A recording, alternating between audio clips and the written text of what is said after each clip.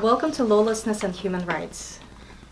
We have Mr. Moore, Eric Moore, and Mr. Zakin in our studio. Welcome, guys. Thank you. Thank you very much. Mr. Moore has been in prison for quite some time, and thank God that he's out of there. And he would like to share his life, I would say, and teach our adolescent who has got a second chance now due to the fact that governor and mayor has released a lot of people from jail, and instead of having a chance to do better, they're doing worse. So Mr. Moore is here today to tell us his life experience and I believe to share his knowledge with those people. Tell us a little bit about yourself. I mean, we do have a couple of questions. First question is, for how long you've been behind bars? Well, first of all, I would like to just thank you for giving me this opportunity You're to welcome. come and share a little bit of my experience. I hope that the things what I have to say is helpful. Throughout the years, you can say I've been incarcerated for over 30 years. Okay. Now, when you came out of there, how did your life change? I know that you've been out for a while already, and if I'm not mistaken, you've gone to school and you got your degree, and I know that you're helping out other people now. And how did it change? Was it gradual or was it fast move in terms of was it easy for you? Wow. Okay. It was those things, and also influenced by a whole lot of things, like even the past, even the failures, and the times when I fell, and I wasn't able to immediately get back up, but due to the services that was afforded to me while I was in prison, that I utilized, those things played a big part in it, and thinking about it now is funny because this type of question, it doesn't come up every day. So to be on this platform and to be able to share, and possibly because of something I did can help someone, it's a privilege. But Absolutely. one of the things is that I realized that I had to make some choices. I had to have a plan, because without a plan, 9 times out of 10 in the past I would fail.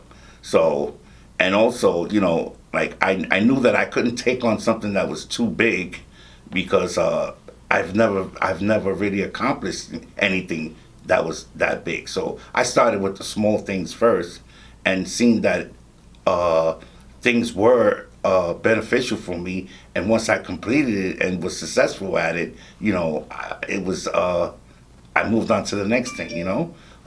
Working, finding a job is definitely important. Like that thing about how they say that because we're new out of prison, you can't find work. That's not entirely true for everyone. The opportunity for me came when I first started to work. And I'm gonna back up a little bit because this is a vast subject. You understand that, Right. I mean, there's so many things that I could say about this question. However, I want to be straight to the point because I don't want to take up too much of your time. I came home and I wasn't free. First of all, that's one thing a lot of people have to get into their heads. When you first come out of prison, it's like all that is that they're giving you a chance to be with your family without them sitting and banging on the door telling you when to eat, use the bathroom, or go outside, or do anything. They're giving you a chance to do this on your own. When you're up there, they train you for this. Now you're home. So at any given moment, if you go against those certain rules that they supposedly had instilled in you, they can pull you back and you're in prison again. That's one thing you have to get in your head. So in other words, what you're saying is they give you a grace period of time and they still watch you? Yes, you have to report to a parole officer. Okay. You know, and that's one thing that I've had to understand, because I was like, it was a cycle that was going on with me that, for the life of me, I couldn't figure out why I kept going back to prison. I'll come home, I'll do good for a month or two, go back to prison. Come home, do good for a month or two, go back to prison. Never in those times have I ever considered to ask the man who was supposed to be in charge of my life to say, hey, what am I doing wrong? Yeah, that's true. Why are you here? Why am I seeing you every 2 weeks or every week? What can you do for me? And doing that, just opening up that understanding and communication with the man, brought me to a higher level, because he's working for the government, yes, but he's free. Yeah. And he knows something. You know what I'm saying? Absolutely. And I think, just on that meeting with him and asking him those few simple questions was something that opened up my mind to a higher learning, so to say. And I still, to this day, I follow that, And he told me, well, Mr. Moore, okay, well, the first thing that he told me and the last thing he told me before I left that office is said, hey, Mr. Moore, you have to stay focused. Focus. It's what is a 5-letter word, but it has such a great meaning to it, And it was funny because I use that word till today. I use it to the people who ask me how I'm doing it, to anyone who asks this question that Marina is asking me. I would tell them, you have to be focused, because when you focus, it's hard for you to miss things, Absolutely. And that was the beginning of me breaking that cycle of coming home, staying out for a couple of months, and going back to prison. You know what I'm saying? And life is changed. Yes, that was the beginning of the change. Life is changed. Thanks God. Yep. Because when I got focused, I got a job. When I got a job, I met people. When I met people, I focused on being a better person. I focus on not making the same mistakes again. It means when you're busy, you cannot make it any crime. Exactly. This is true? Exactly. Absolutely. It meaning if kids is running around the street and steal something, grab something, it means this kid is not busy. Yeah, but again, when you're applying for a job, any kind of job, especially once you're arrested, you cannot get a government job. Let's admit that.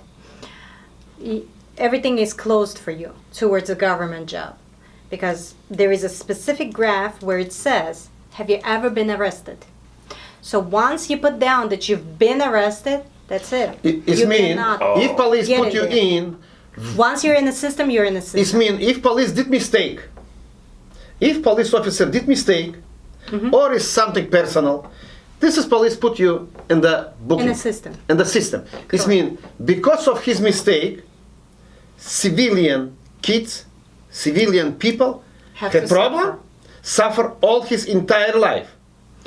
Correct. It means right now what we see, police officer which is making this decision, police officer which is making decision of your entire life, he must to get education to make this entire decision of somebody's life. Not just you can go to the front of the judge and after this one you'll be okay or you don't be okay. It's not my problem, no. In another word, before arresting you, before putting the person into booking, detectives, police officers, they have to be able to do investigation, right? Once you're in the system, once you had those fingerprints, that's it. You're done. You're in the system. And once they put your name in the system, along with your social, along with your date of birth, the entire history appears. And once your history appears, you're already in the system, and you can. Your life is destroyed. That's correct. Yeah, may I interject for a second? Sure, absolutely. Yeah, because someone's in the system doesn't automatically separates them from finding a decent job. That's a myth. That's a myth. When you're saying decent job, what do you mean by saying decent? You can because you're in the system doesn't necessarily mean that you can't get a job enough to take care of your family. Oh, yeah, to this take is care of true, this is yourself. true. You know, it's jobs out there that, you know, it's who you are that gets you hired. It's not who they wrote about you, who you are, you know, because like, this is why when I say that word focus has such a vast thing attached to it. You know what I'm saying? Because Right. if This is you're true, this is focused true. enough, when I met you, you didn't know who I was. Correct. When I met him, he didn't know who I was. But after the Yes, couple yeah. of words that came out of my mouth, he selected to say, you know what? That's a good man, and I'm going to look out for him. I wouldn't be sitting here in this chair right now if I wasn't focused. How many years ago this happened? You know what I'm saying? About 5 years. Yeah, this, you know, we've, you know, you're like family to me.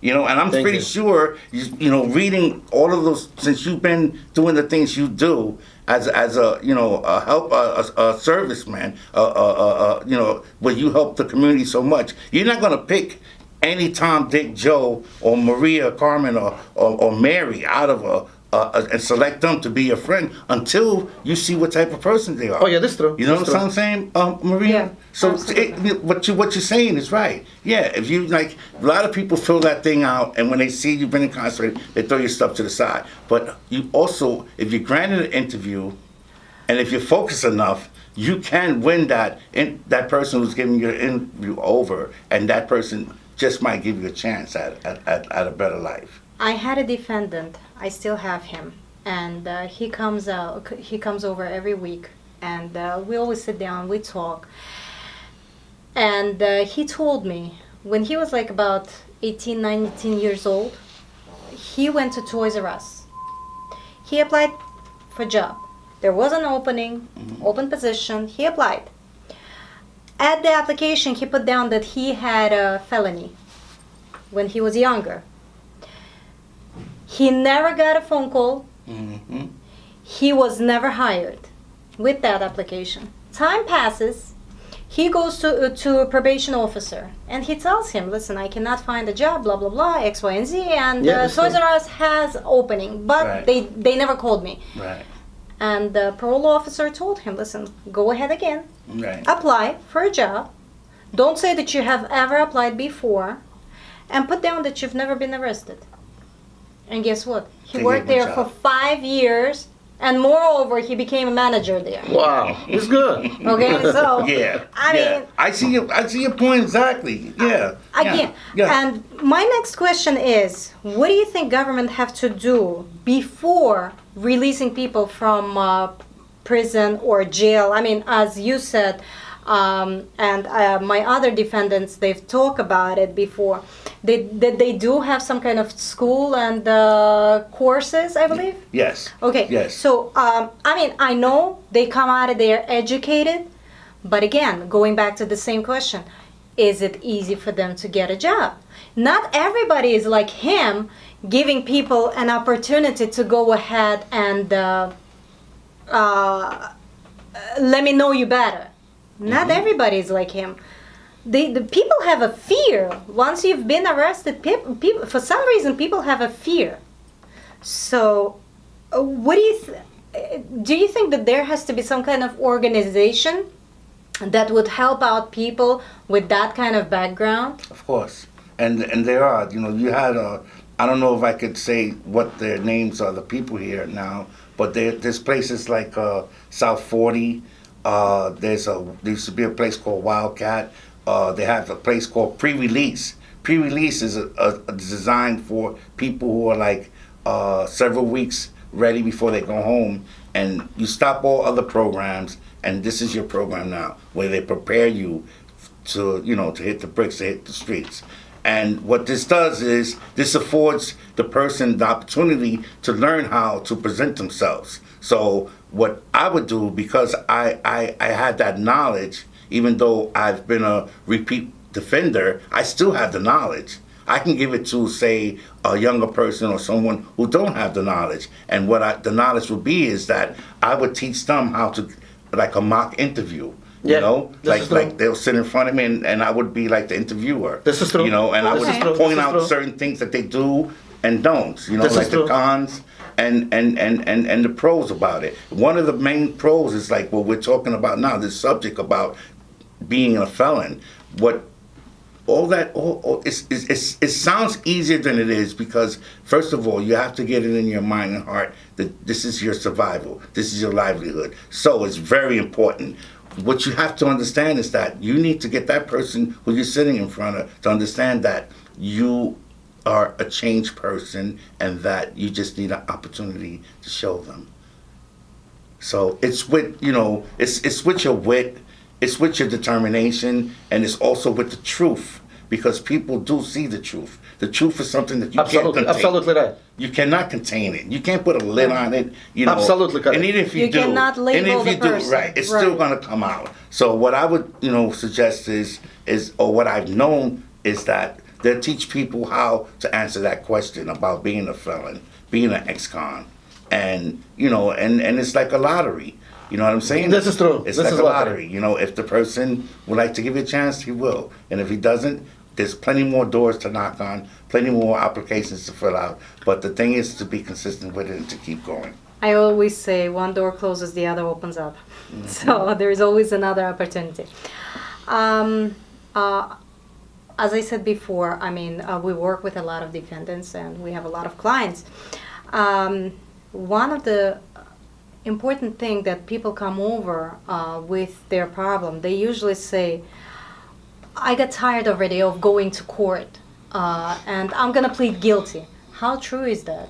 Yeah. Even though they say, I'm not guilty, but I have to plead guilty because I'm exhausted already. Due to the fact that I'm going back and forth to the court, I have a problem with my wife, for example, or I have a problem with my family, girlfriend, or whatever. Is it true? Oh, that's a good one, because that is labeled, it's called bullpen therapy. Like, this is for the people who are incarcerated going to court all the time. Like, sometimes, especially if you're in trial, that means you have to go to court every day. Right. So right. just imagine being on that, Bus. kind of bus, and then that smell from just being inside the prison. It's a smell like no other. Anyway, and every day it's nothing but metal Torture. and concrete. Metal and concrete. Wow. And then you got those the bologna sandwiches and the cheese every day. You know what I'm saying? And it's like, it's called bullpen therapy. Those are called bullpens, where you sit and wait for the judge to call you. Those cells. That's Right. what they call bullpens. So it's bullpen therapy.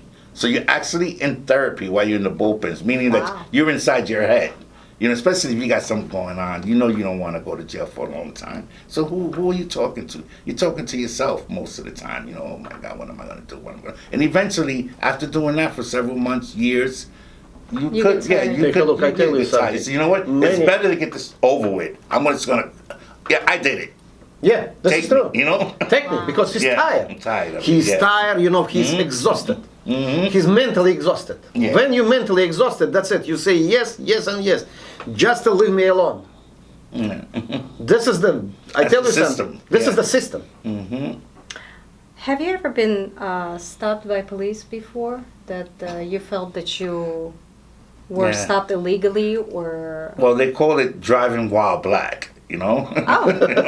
Yeah. Well, and yes, I've several times, and the cleanest time, because we're on video and stuff like that. But the cleanest time was I was actually working. I was opening swimming pools, winterizing and summerizing swimming pools. I was out in Long Island, Smithtown, the suburbs, and another gentleman I work with he was in the car with me. We were dressed for work, Right. and You we're were driving. The boss had went back to the site where we were supposed to meet at, and we had went to get lunch.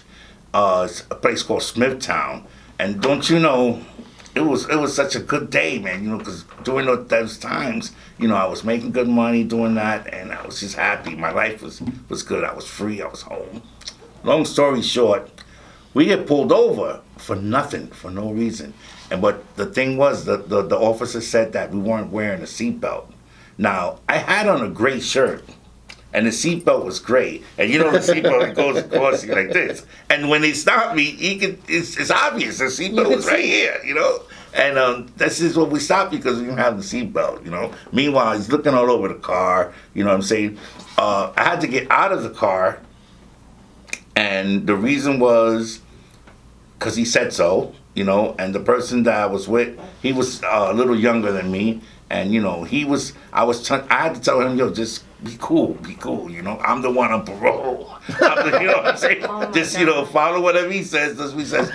And you know, and the woman, you know, she like kind of made it obvious that, hey, why are you in this neighborhood?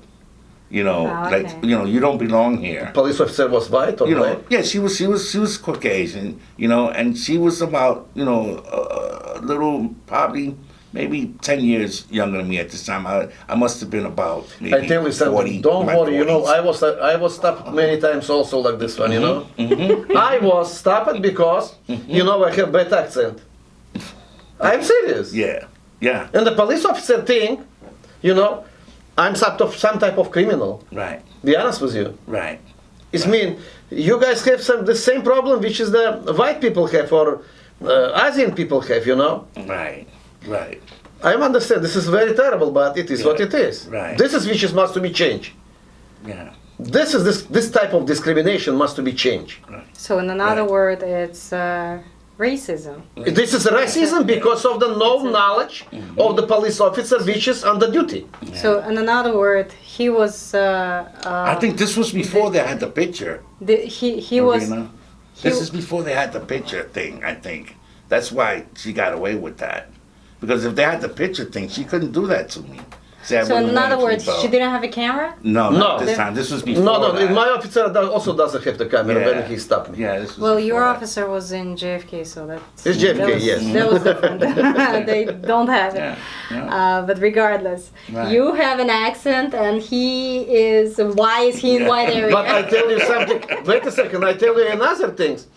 One day I come into the Rikers Island, and the officer over there, I have the pass, special pass, which is giving permission to Right. drive in. You know, and the officer, I don't know what type of his officer, but he say, Mr. Zach, you know what? Your ID is fake. I say, how is my ID is fake? Your ID is fake? I say, it's impossible my ID is fake. He said, no, your ID is fake. You know he took my ID? Wow. Oh my He's God. yes, absolutely. I must go to the main office to get my ID back. And I did the complaint against this officer. But what you think? Officer was punished? No, No. absolutely. Officer not was punished. No apology, nothing. No apology, no They nothing. never apologize. We have several cases that we bailed out people, and people were in jail for a few more days just because one of the captain was sitting on it and didn't move his or her behind to do certain stuff, to deliver that paper to a different place. So Yeah. it was horrible. When I called up and I had to speak to captain in order for that poor guy to come out of jail. Or God forbid if it is on Friday. If it is on Friday, if we bail out the person on Friday, nobody wants to do on Saturday and Sunday. No, until nothing. Monday. It is Nothing. crazy. You can call them. You can tell. They talk like, how to say that, as if you're no one. Yeah. I mean, you know that better than I do. Yes. Yes. I mean, I could imagine myself. I was only on the phone with them. How people feel when they're behind bars there. I wonder how they talk to you guys in there. It's horrible. Oh yes, of course. You know, of course. And then you have the city, and then you have the state. So you know, there's two different outlets there. Basically, they're there for the same thing, but you get different, you know, situations. You know, for that. You know, well, one thing. What I have to say though, I've never been like assaulted. You know, like physically assaulted by you know, any city, you know, stop in the car or something like that. Right. Like I never ran into any violent occurrence or something like that. You know, which right now, like these days, that's what's happening. It's you know, it brings like water to my eyes just to think about all of the people and families that suffered. You know, because of you know. How old you was just when you by- was first time arrested? Oh, the first time I was arrested, I was about 9 years old. 9 years old. 9 years old. Yeah, I was what you call the black sheep of the family. You know, thank God. I have thousands of members, but I can't say right now, looking and thinking back, anyone in my immediate family or my siblings that's ever been in trouble with the law. You know, for some reason. It's been you only. Just me. Well, you got the entire blame. Yeah. Upon yourself. Yeah. Okay. Yeah. Funny thing is, too, I remember my mom used to tell me, she said, I don't understand why you like this. You're always in trouble. I had one problem with the police. I got hit in the head with a stick, and I never had another problem, And I got hit in the head with a stick before, but I don't know. I guess just again, man, just the choices. Well, I've wrong made, crowd, I assume. Well, wrong crowd, yeah. wrong decision, and I don't know if you grew up with a father or without a father. I grew up with a stepdad, and Okay, he's a boss dude, man. He took care of business, But I guess when it came to discipline and things like that, that wasn't their best contribute. You know what I'm saying? That's something that they really couldn't contribute a lot. You know what I mean? I've got those things where the belt did touch my butt. I might got whacked with a little, something, but it wasn't a lot of, Eric, I have some question for you. Beatings and stuff you like was almost 30 years in the jail, yes? More than I have almost 30 years locked up, yeah. Why you was arrested? What type of crime you did to be arrested? Well, first of all, I have to tell you that after that arrest at 9, I really didn't see a lot of arrests until later on, like late teens and stuff like that. It's been a couple years. But my MO is robberies, though, and I say that now, and I'm not saying it to glorify it or anything like that, but I've always been fast. I'm a fast learner. I'm a fast. I like to do things fast. No, I'm slow as hell, but I like to do things But you fast. say I like money quick. It's mean most of them was armed robbery. Yes, indeed, armed robberies. Mr. Zykin, Yes. question to you. Do you think that civilian people have to own a weapon or not? I know in different states they do. They could get a license, it's a lot easier, they have classes and everything. But in New York, it's not easy to get a license, it's not easy to get it approved. And moreover, if, for example, you're from Suffolk County, you are not allowed to carry on a weapon in in Nassau or in New York, or vice versa, the other county. Do you think that it would be right decision to make for them to give out the weapons and have classes? From beginning, for the criminal people, for young criminal people, which is need gun or he's wanna have the gun, for him it's not. It's easy to buy gun, It's without any problem he can buy the gun. For $50, I have the customer which is bought the gun for $50 for the 2 pieces of the gun, Yes. I ask him why you have 2 guns. He say because I have, and I say what is the was sell buy 1 get 1 free. He say yes, I bought the gun. It's mean criminal people for the kids which is on the street. He's selling the gun to each other without any problem, It's like a renting also. If I need the gun, I can go, I say, take your $50, give me your gun for a few days. Kids not understand what kind of background have this gun. Absolutely. This is true. Yes. But regarding the civilian people have the gun, I tell you something from my life experience, okay? If criminal guys wanna rob you and he knows, over here I need your decision also, and he knows you have the gun, he's not come close to you, if I'm wrong. Right, that's right. If So he in other knows words- you have the gun, he's not come close to you, believe me. In another word, your opinion is yes, everybody must have a weapon in order for them to protect themselves. Correct? Absolutely, but you So- must to have the training. You must to have Correct. knowledge how to use the gun. I- Over here in the New York, you know it's easy to buy gun Yes. if you have some connection to the police department. Oh.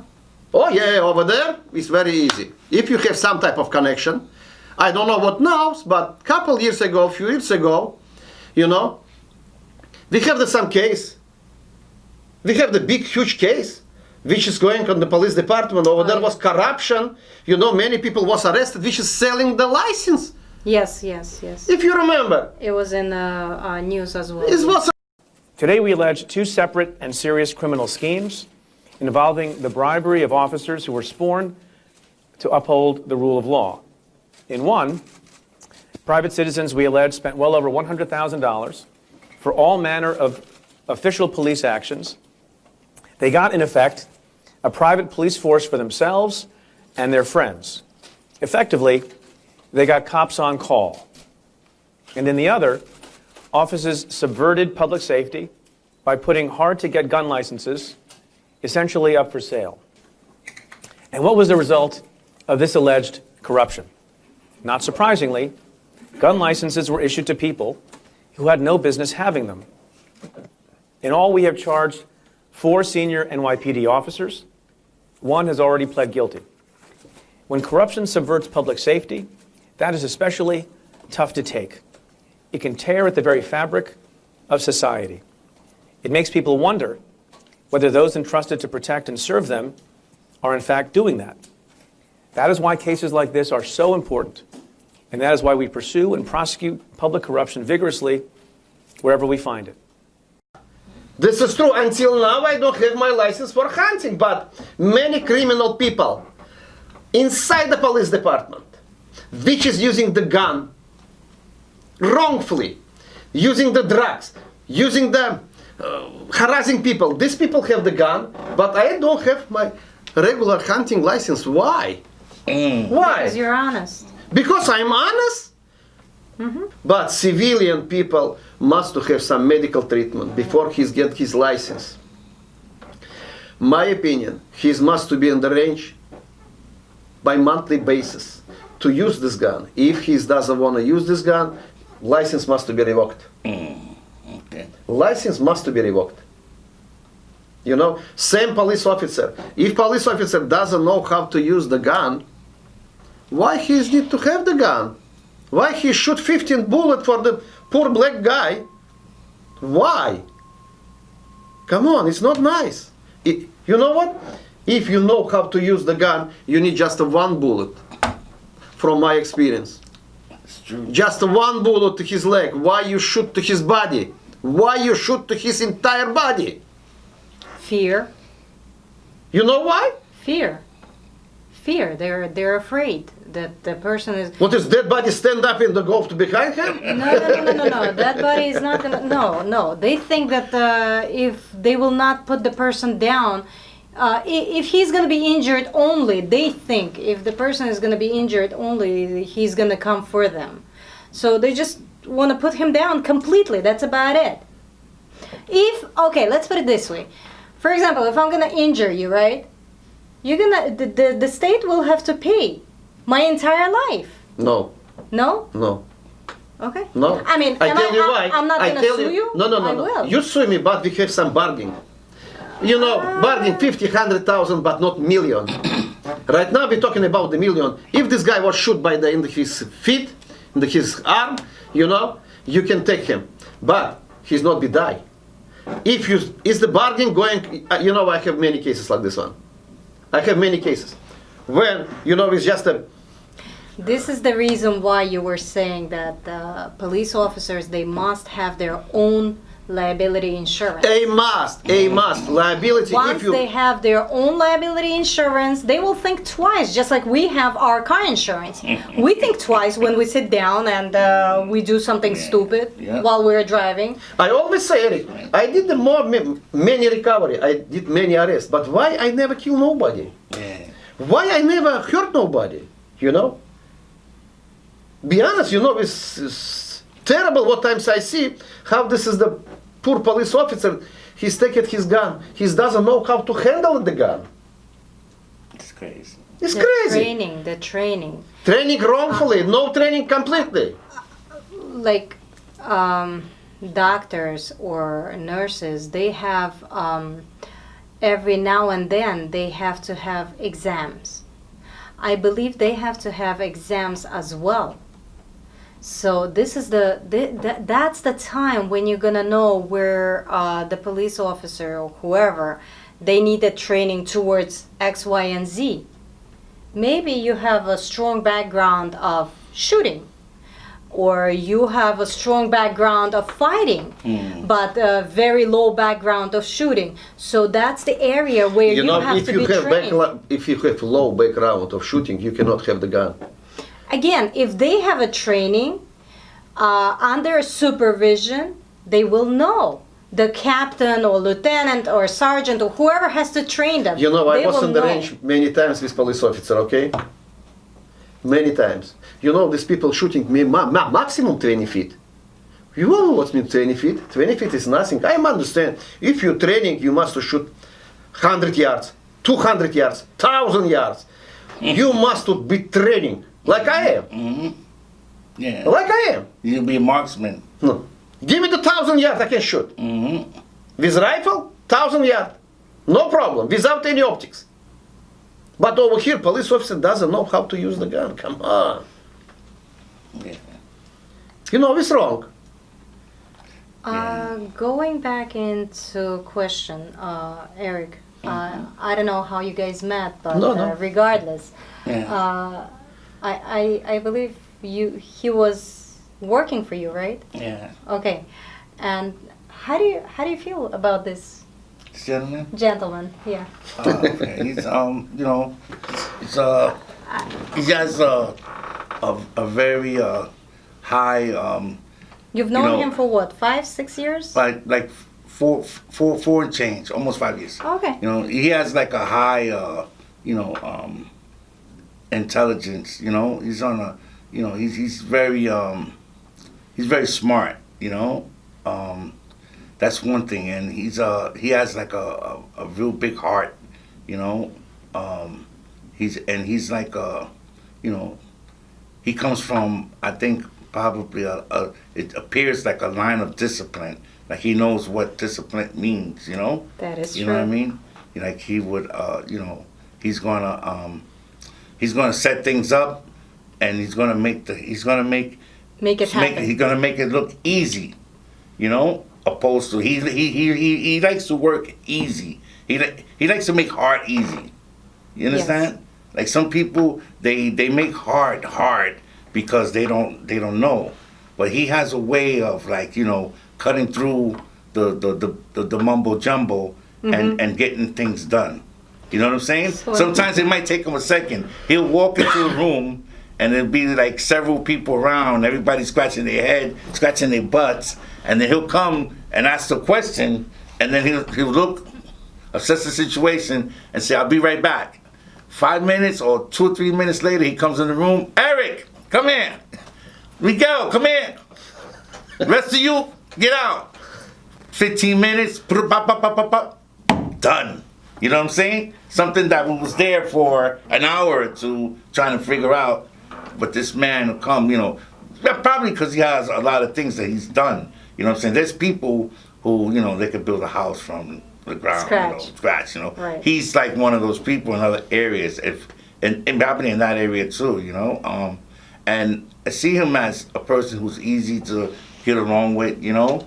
He's not always understanding everything you say because of the language. Oh yeah, I have huge language problem. Right. Yeah, this is true. However, it's enough that, you know, you can't be confused about what he's trying to show you. He's trying to tell you that, hey, I'm here for you, man. You know, just relax. You know, I'm here for you. You know, like, it Call me, doesn't- I'll be right, there. Yeah, it doesn't have to. You know, don't worry. You know, he wants to take your worries, and he doesn't want you to worry, because that's not what he's about. Worrying about stuff. You know, he's about accomplishing the things that he set out to do, and he likes to see the results, and he wants you to say, hey, thank you. Not even thank you, but good job. Thank you for helping me. Thank you for helping me see that. Now I know. You know, he's not going to keep it all to himself. He's going to give a little over here, a little over here, a little over here. Now everybody's one. And when it comes to that, needs to get taken care of, he can call on each and every one of us to do it. And depend that we'll do it because we respect him. Okay. All right. While we were on a break, you were talking to each other, and I overheard when you kept calling him Papa. What is the reason why? Oh, well, it's simply like Papa is like, it's like for a group of men who are fathers, a group of men who have fathers, to select one individual to call him Papa. That's like a high privilege, you know what I'm saying? Because evidently they see, you know, like for me, I can only speak for myself. Let me do it like that.